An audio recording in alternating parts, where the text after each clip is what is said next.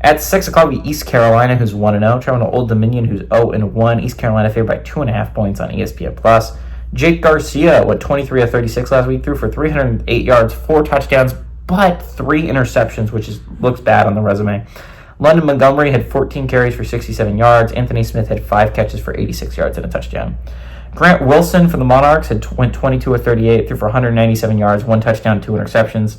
Aaron Young had 16 carries for 56 yards, and Isaiah Page had 8 catches for 115 yards and a touchdown. East Carolina is 7-3 all-time against Old Dominion. Last 5 games gone to East Carolina from 1940 to 2022. East Carolina is 3-2 in one-possession games. There's been 4 shutouts in this series, weirdly enough. In a game with 40% of the games being shutouts is kind of crazy. East Carolina played a bad team week 1, and I think that's major reason they won that football game by that. Like, they had a decent game. Old Dominion started the season off with South Carolina. A little bit different, right?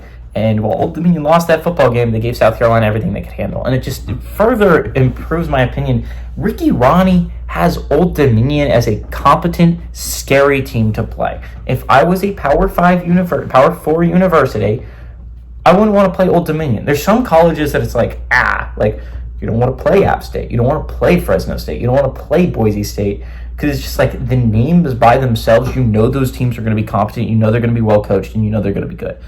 App State has become kind of the standard for that, and it's like a group of 5 team you do not want to play year after year, where it's like, I wouldn't even schedule them at this point, right? Like, they gave UNC 2 crazy close games.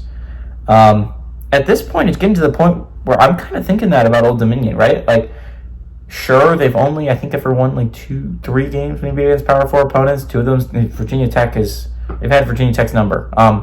But last year, they gave Wake everything they could handle. They had a lead in the Wake game, and they let it slip away. This year, they had the lead in the South Carolina game, and they let it slip away. They're close. Old Dominion is really close to being a really good football team, guys. Ricky Ronnie has built a program in Norfolk, Virginia, and I'm kind of proud of him, not only because he's as a Penn State fan, but as someone who lived on Old Dominion's campus for an entire summer. Nice campus, by the way. I really pull for the Monarchs. First football team I ever watched play football was Old Dominion. I love Ricky Ronnie. I love the campus. I love Old Dominion. I think Old Dominion is a really good football team that's underrated, and I think they're better than East Carolina, and especially at home. I think East Carolina's, 5.5 points better than Old Dominion? I just don't see it. I haven't seen it on the football field. Old Dominion looked good against South Carolina. If they didn't make some dumb mistakes down the stretch, they would have won that football game.